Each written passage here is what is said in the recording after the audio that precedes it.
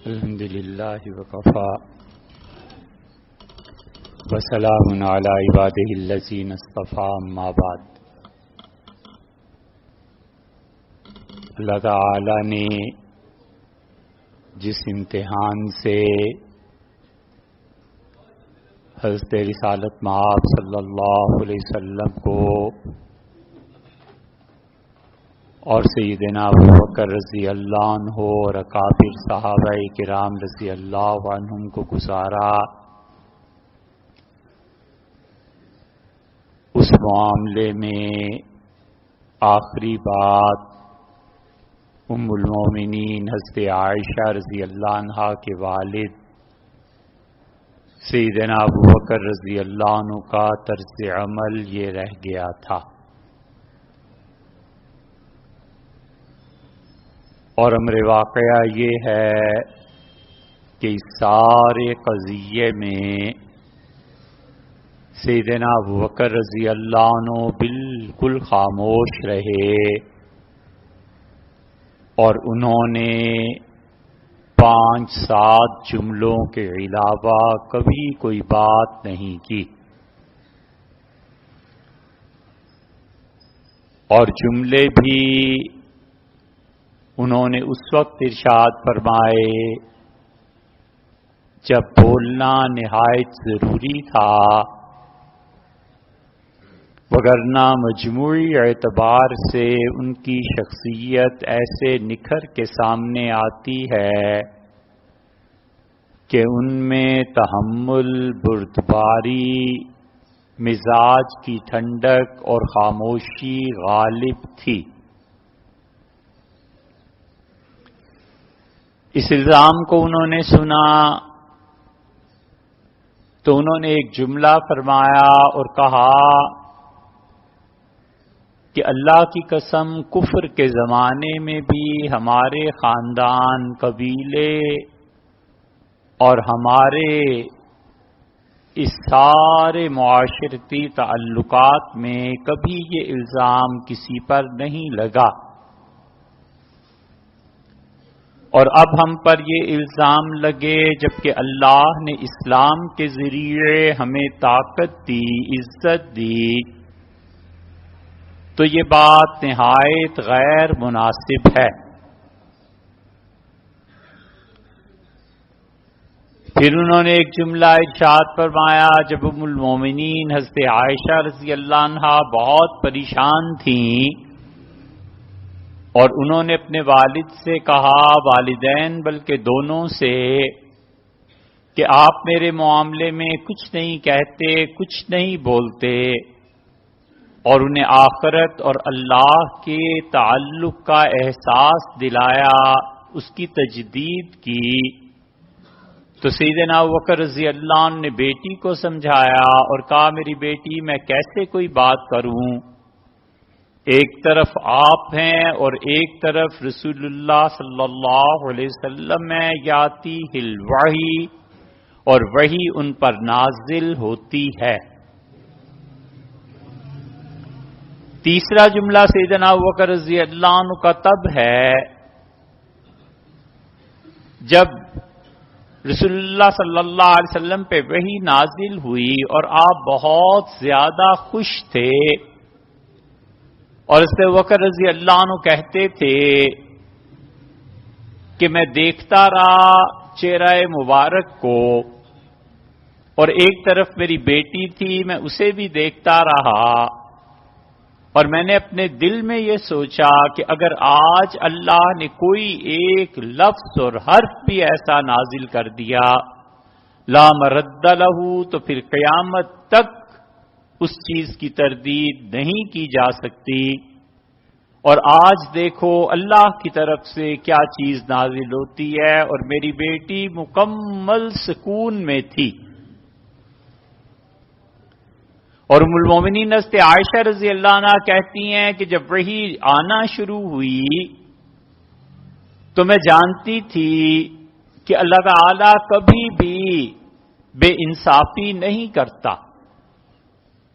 اور چوتھا جملہ جب رسول اللہ صلی اللہ علیہ وسلم وحی سے فارغ ہو گئے اور آپ بہت خوش ہوئے عائشہ رضی اللہ عنہا کہتی ہیں مسلسل آپ ہنسے جا رہے تھے اور آپ نے میرا ہاتھ پکڑا اور میں نے اپنا ہاتھ چھڑا لیا تو حضرت ابوبکر رضی اللہ عنہ مجھے ڈانٹا اور کہا ایسے نہیں کرتے. اور پانچواں جملہ حضرت ابوبکر رضی اللہ عنہ بیٹی سے کہا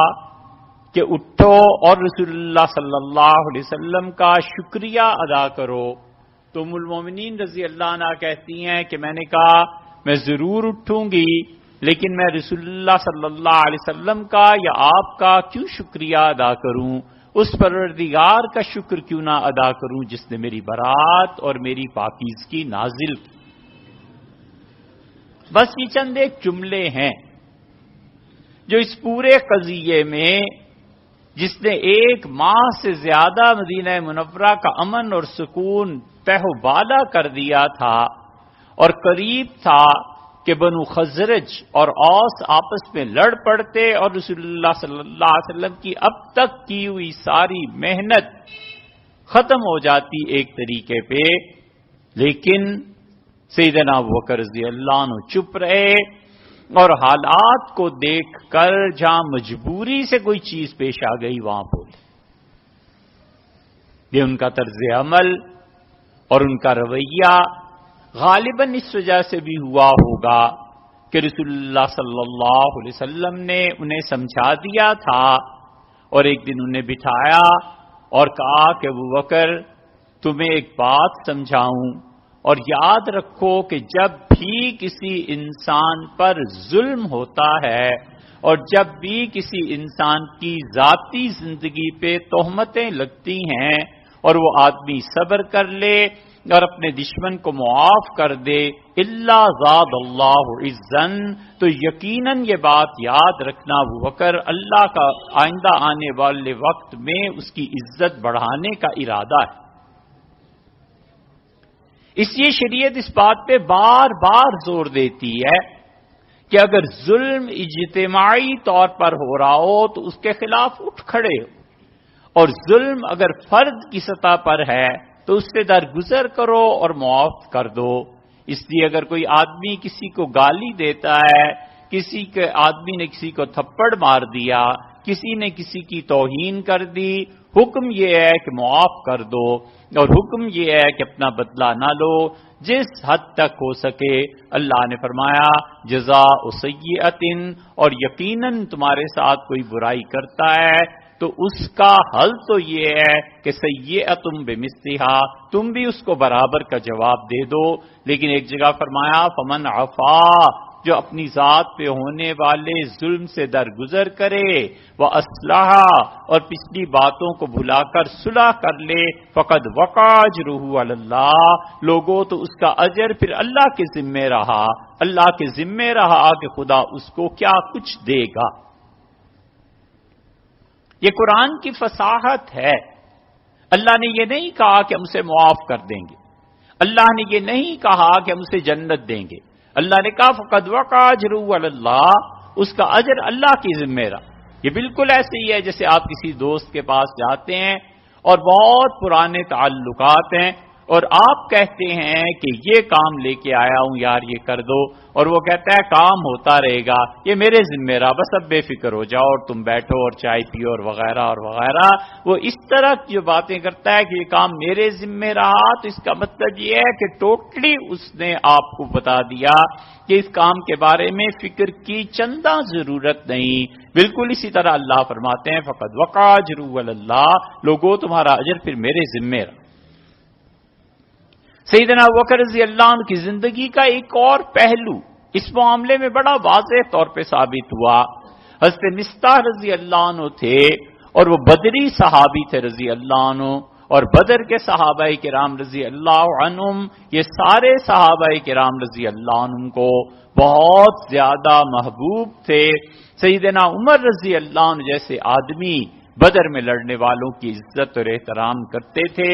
اور یہاں تک کہتے تھے کہ اگر تم بدری نہ ہوتے تو میں تمہیں سخت سزا دیتا، اور پھر کبھی کبھی فرماتے تھے کہ یہ بدر والے ہیں۔ اور یہ ساری کی ساری چیزیں صحابہ کرام رضی اللہ عنہم اور خلافت راشدہ کے پیش نظر تھیں۔ سیدنا ابوبکر رضی اللہ عنہ نے اپنے دور خلافت میں جتنے بھی عہدے دیے ہیں، عمومی طور پر شاید ہی کوئی بدری ہو جسے کوئی عہدہ آپ نے دیا ہو، وگرنہ عمومی طور پر آپ نے عہدے نہیں دیے۔ حضرت ابو عبیدہ بن الجراح اور سیدنا عمر رضی اللہ عنہ وغیرہ کا استثناء کر کے باقی عمومی طور پر آپ نے بدر والوں کو عہدہ نہیں دیا۔ تو کسی آدمی نے حضرت ابوبکر رضی اللہ عنہ سے پوچھا کہ یہ بدر والے تو بہت اونچے مقام کے ہیں اور آپ نے انہیں عہدے نہیں دیے۔ سیدنا ابوبکر رضی اللہ عنہ نے کہا کہ میں اگر انہیں عہدے دے دوں تو یہ دنیا کے مال اور ان چیزوں میں پڑ جائیں گے، میں چاہتا ہوں کہ جس طرح پاک ہیں اللہ کے ہاں اسی طرح پاک چلے جائیں۔ اور پھر ایک موقع پہ کسی نے کہا تو انہوں نے کہا اگر میں ان بدر والوں کو عہدے دے دوں گا تو تم لوگ پھر ان پر تنقید کرو گے، اور ان پر تنقید کر کے تم اپنی نیکیوں کو برباد کر لو گے، اس لیے میں نے بدر والوں کو اپنی حکومت میں عہدے نہیں دی۔ جس آدمی نے تہمت لگائی وہ حضرت عائشہ رضی اللہ عنہا کے بڑے قریبی عزیز تھے، سیدنا ابوبکر رضی اللہ عنہ کے خالہ زاد بھائی ہونے کے ناطے وہ ام المومنین رضی اللہ عنہا کے گویا کے چچا ہوئے، اور حضرت ابوبکر رضی اللہ عنہ کا کمال ہے کہ وہ انہیں برابر تنخواہ دیتے تھے۔ حضرت مصطح رضی اللہ عنہ کے والد کا بچپن میں انتقال ہو گیا تھا، پھر حضرت ابوبکر رضی اللہ عنہ نے خالہ زاد بھائی ہونے کی وجہ سے ان لوگوں کا اپنے ذمے لے لیا تھا سارا خرچہ، پھر وہ دیتے رہے حتیٰ کہ انہوں نے ہجرت کی اور سیدنا ابوبکر رضی اللہ عنہ ہی نے انہیں سنبھالا، پھر تہمت لگی ہے تو بھی حضرت ابوبکر رضی اللہ عنہ دیتے رہے، اور جس دن قرآن کی آیات آئیں اور ام المومنین رضی اللہ عنہا کے متعلق فیصلہ ہو گیا، سیدنا ابوبکر رضی اللہ عنہ نے قسم کھا لی اور کہا کہ اللہ کی قسم ہے جو آئندہ اس مصطح کے ساتھ میں کوئی نیکی کرو۔ اللہ نے قرآن کی آیات نازل کی، اللہ نے کہا وَلَا يَأْتَلِ أُولُو الْفَضْلِ مِنْكُمْ، اور تم میں سے جن لوگوں پر اللہ نے انعام فرمایا ہے اور انہیں مال دیا ہے ان کے لیے یہ مناسب نہیں، یہ ابوبکر رضی اللہ عنہ کی شان کے خلاف ہے کہ وہ اپنی بیٹی پر تہمت لگنے کی وجہ سے قسم کھا لیں کہ وہ آئندہ مصطح کو کچھ نہیں دیں گے۔ یہ بدری صحابی رضی اللہ عنہ کا مقام ہے، اور اس بدری صحابی کا جو ایک عورت پاک دامن عورت پہ تہمت لگا کے یقیناً کبیرہ گناہ میں کی طرف چلے گئے، لیکن اللہ کے ہاں ان کی اتنی قدر و قیمت ہے کہ اللہ نے آیت نازل کی اور اللہ نے کہا وَلَا يَأْتَلِ أُولُو الْفَضْلِ مِنْكُمْ، تم میں سے جن لوگوں کو اللہ نے مال دیا ہے ان کے لیے مناسب نہیں ہے کہ وہ اس طرح کی قسمیں اٹھائیں، انہیں چاہیے کہ وہ اپنے مال کو حسب سابق خرچ کرتے رہیں۔ الا تحبون ان یغفر اللہ لکم، اگر اس شخص سے کوئی غلطی ہو گئی ہے تو تم درگزر کرو، اور تم نہیں چاہتے کہ اللہ بھی تم سے درگزر کرے، اسے معاف کر دو، تم نہیں چاہتے کہ اللہ بھی تمہیں معاف کرے۔ سیدنا ابوبکر رضی اللہ عنہ اٹھ کھڑے ہوئے اور ان کا ربنا نرید، اے پروردگار ہم چاہتے ہیں کہ ہماری خطائیں معاف ہوں، سیدھے مصطح رضی اللہ عنہ کے گھر گئے اور کہا ہو گیا جو ہو گیا، میری طرف سے آپ کو جتنے پیسے ہر ماہ ملا کرتے تھے آئندہ سے اس کا ڈبل ملے گا، دگنے پیسے میں آپ کو دوں گا۔ اللہ نے حضرت مصطح رضی اللہ عنہ کی بھی سفارش کر دی، اور سیدنا ابوبکر رضی اللہ عنہ نے اعلیٰ ظرفی کا ثبوت دیا۔ اس لیے اسلام یہ سکھاتا ہے کہ ہم آپس کی رنجشیں جو ذاتی حد تک ہیں انہیں بھلا دیں، اور وہ جو رنجشیں یا وہ ظلم جو اجتماعی طور پر معاشرے میں ہوتے ہیں اس کے خلاف بولیں، اس کے خلاف اٹھ کھڑے ہوں۔ اسلام ظلم کو اس صورت میں برداشت نہیں کرتا جب حکمرانوں کی طرف سے لوگوں پر ظلم کیا جائے، ان پہ ٹیکس لگائے جائیں، اور وہ اگر پیسے کو بینک میں لے جائیں تو ٹیکس دیں، اور اگر وہ پیسے کو نکالیں تو ٹیکس دیں۔ سبزی خریدیں تو ٹیکس دیں، پیٹرول خریدیں تو ٹیکس دیں، ایک ماچس کی ڈبیا خریدیں اور لیٹر خریدیں اس پر بھی ٹیکس دیں، اور اگر اپنے پیسے اور اپنا ذاتی مال وہ لے جا کر جمع کرا دیں تو بھی ٹیکس دیں، اور یہ سارے ٹیکس کی رقم حکومت کے لوگ اللے تللے کریں اور وہ جا کر اڑائیں، اور پھر وہ بھی اڑائیں جا کر کہاں پہ؟ ان کو باہر کے دوروں میں اعلیٰ سے اعلیٰ ہوٹلوں میں قیام کرنے پہ اڑائیں، اور وہ اس پیسے کے ذریعے سے خدا کے دین میں رکاوٹیں پیدا کریں، اس پیسے کے ذریعے سے سود کو تحفظ دیں، اور اس پیسے کے ذریعے سے جو ظلماً اپنے عوام سے وہ وصول کرتے ہیں، یہاں تک حد ہو گئی کہ ان کے وفد جائیں اور رنڈیاں ناچیں اور ڈالرز کی صورت میں وہ ان پہ نوٹ نشاور کریں، ڈالرز نشاور کریں، اس لیے کہ ان کے لیے یہ جائز ہے کہ عوام کا خون نچوڑو اور جہاں مرضی خرچ کرو۔ زرداری صاحب کے دور میں امریکہ میں گئے تھے اور پیپلز پارٹی کے یہ وزیر جا کر وہاں نام بھول گیا، آ جائے گا یاد، وہ گجرات کہاں کے، تو وہ رنڈیوں پہ ڈالرز نشاور کرتے رہے، اس لیے کہ باپ کا مال ہے، عوام کا مال تھوڑے ہی۔ اس ظلم کے خلاف خدا کہتا ہے اٹھو، اس ظلم کے خلاف خدا کہتا ہے مت برداشت کرو، کم سے کم صاف بات تو کرو، اس سے بھی کم کر لو، دل سے تو برا سمجھو، لیکن جہاں تک ذاتی معاملات ہیں، عائلی ہیں، خاندانی ہیں، ایک دوسرے کو معاف کر دو، چھوڑ دو، بھول جاؤ۔ آج کسی نے گالی دی ہے اس سے درگزر کر لو، کسی نے برا بھلا کہا ہے، چھوڑو، ان چیزوں کے پیچھے کیا پڑنا ہے۔ اتنی حکمت بالغہ تھی سیدنا عمر رضی اللہ عنہ کی کہ حسان ابن ثابت رضی اللہ عنہ نے وہ اشعار پڑھنے شروع کیے، جو اشعار رسول اللہ صلی اللہ علیہ وسلم کی شان میں جو انہوں نے قصیدہ کہا تھا، سیدنا عمر رضی اللہ عنہ نے منع فرما دیا اور کہا یہ قصیدہ حسان نہیں پڑھیں۔ حسان رضی اللہ عنہ کا ابو ہریرہ اٹھو اور گواہی دو امیر المومنین کے سامنے، میں مسجد نبوی میں بیٹھ کر رسول اللہ صلی اللہ علیہ وسلم کی موجودگی میں یہ قصیدہ ان کی شان میں پڑھتا رہا ہوں، عمر کیسے منع کر سکتے ہیں؟ سیدنا عمر رضی اللہ عنہ نے کہا میں اس لیے منع کرتا ہوں کہ رسول اللہ صلی اللہ علیہ وسلم کے دور میں آپ یہ قصیدہ پڑھتے تھے اور کافروں کی مذمت کرتے تھے، مکہ والوں کی۔ آج مکہ والے مسلمان ہو گئے ہیں، اب ان کی اولادیں جوان ہو گئی ہیں، اب جب آپ یہ قصیدے پڑھیں گے تو لوگوں کے دلوں میں پرانی دشمنیاں جاگ اٹھیں گی، اس لیے میں کہتا ہوں یہ چیز نہ کرو۔ یہ حکمت بالغہ تھی کہ لوگوں کے دلوں میں تانے دے کے، لوگوں کے دلوں میں پرانی دشمنیاں ابھار کر آگ لگائی جائے۔ اسی لیے سیدنا ابوبکر رضی اللہ عنہ ہر طرح سے عمر رضی اللہ عنہ سے افضل ہونے کے باوجود حضرت عمر رضی اللہ عنہ کی بڑی قدر کرتے تھے۔ اس قدر زیادہ احترام اور اس قدر زیادہ چیزیں تھیں کہ عیینہ آئے، اور عیینہ نے ارتداد کے بعد دوبارہ اسلام قبول کیا تھا۔ عیینہ مرتد ہو گئے تھے اور عیینہ کے ہاتھ دونوں ان کے گلے کے ساتھ باندھ کے گورنر نے بھیج دیا مدینہ منورہ اور کہا تمہارے ارتداد کا فیصلہ سیدنا ابوبکر رضی اللہ عنہ کریں گے۔ عیینہ کہتے ہیں میں داخل ہوا اور مسلمان بچے اتنی اسلام سے محبت کرتے تھے کہ راستے میں چلتے بچے بھی مجھے انگوٹھا چبھوتے تھے اور کہتے تھے اللہ کے دشمن تو کافر ہو گیا ہے، اللہ کے دشمن تو اسلام کو چھوڑ بیٹھا ہے، اللہ کے دشمن تو نے اسلام کو ترک کر دیا ہے۔ کہتے ہیں میں حضرت ابوبکر رضی اللہ عنہ کے سامنے پیش کیا گیا، سیدنا ابوبکر رضی اللہ عنہ نے ہاتھ کھولنے کا حکم دیا اور مجھ سے کہا کیا چیز پیش آ گئی ہے جس نے تمہیں اسلام سے ہٹا دیا ہے؟ میں نے کہا اللہ کی قسم میں اسلام میں داخل ہی کب ہوا تھا جو میں نکلا، میں نے تو دل سے اس دین کو قبول ہی نہیں کیا۔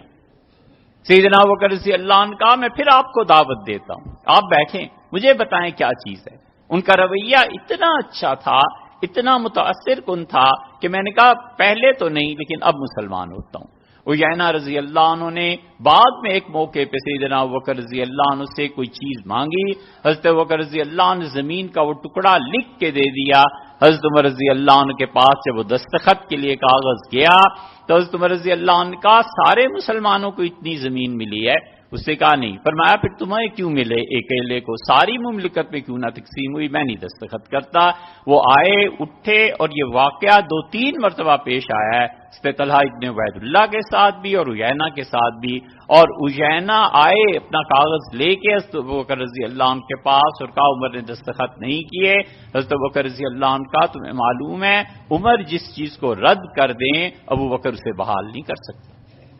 اتنا احترام, اتنا ادب, اپنے چھوٹوں کے ساتھ اتنا شفقت کا رویہ, یہ سب حضرت ابوبکر رضی اللہ عنہ کی شخصیت کے متعلق بتاتا ہے کہ وہ کیا تھے. اسی لیے رسول اللہ صلی اللہ علیہ وسلم نے پھر حضرت ابوبکر رضی اللہ عنہ میں فتح مکہ کے موقع پہ نظر آتے ہیں. آپ کا داخلہ ہونا تھا مکہ مکرمہ میں اور رسول اللہ صلی اللہ علیہ وسلم فرمایا بلاؤ ابوبکر کو, اور اس کے بعد حضرت اسید ابن حضیر رضی اللہ عنہ کو بلایا. اور اسید ابن حضیر کے متعلق ہم پہلے بھی عرض کر چکے کہ وہ صاحب کرامت صحابی تھے. رسول اللہ صلی اللہ علیہ وسلم نے انہیں ہی کہا تھا کہ وقرا یا ابن حضیر, حضیر کے بیٹے پڑھتا رہتا تو قرآن کو, تو مدینہ منورہ کے بچے بھی جان جاتے کہ فرشتے کیا ہیں, تیری قرات کو سننے اللہ کے فرشتے آ رہے. حضرت عمر رضی اللہ عنہ کی خلافت پر جب مشورہ ہوا حضرت ابوبکر رضی اللہ عنہ نے بہت لوگوں کو بلایا, سیدنا علی کو, عثمان کو, عمر کو, ابو عبیدہ بن الجراح کو اور اسید ابن حضیر رضی اللہ عنہ کو بھی, اور کہا اسید میں خلافت عمر کو دینا چاہتا ہوں, تمہارا کیا خیال ہے؟ اسید رضی اللہ عنہ نے کہا بالکل ٹھیک ہے, وہ اس قابل ہیں. تو اس طرح کی چیزیں آپ کو ملیں گی کہ حضرت ابوبکر رضی اللہ عنہ نے فتح مکہ کے دن حضور صلی اللہ علیہ وسلم میری ایک طرف ابوبکر رہے اور حفاظت کے لیے فرمایا دوسری طرف حضرت اسید رضی اللہ عنہ کو بلاؤ, اور ان دونوں کی حفاظت کے بعد رسول اللہ صلی اللہ علیہ وسلم مکہ مکرمہ میں داخل ہوئے. سیدنا ابوبکر رضی اللہ عنہ کی شخصیت مکہ کے دن فتح مکہ میں بھی بہت نمایاں رہی, اور رسول اللہ صلی اللہ علیہ وسلم کو بڑا اعتماد تھا سیدنا ابوبکر رضی اللہ عنہ پہ. اس فتح کے موقع پہ بھی آپ نے انہیں ساتھ رکھا ہے, یہاں تک کہ حضرت ابوبکر رضی اللہ عنہ اٹھے اور اپنے والد ابو قحافہ رضی اللہ عنہ کو گھر سے لے کر آئے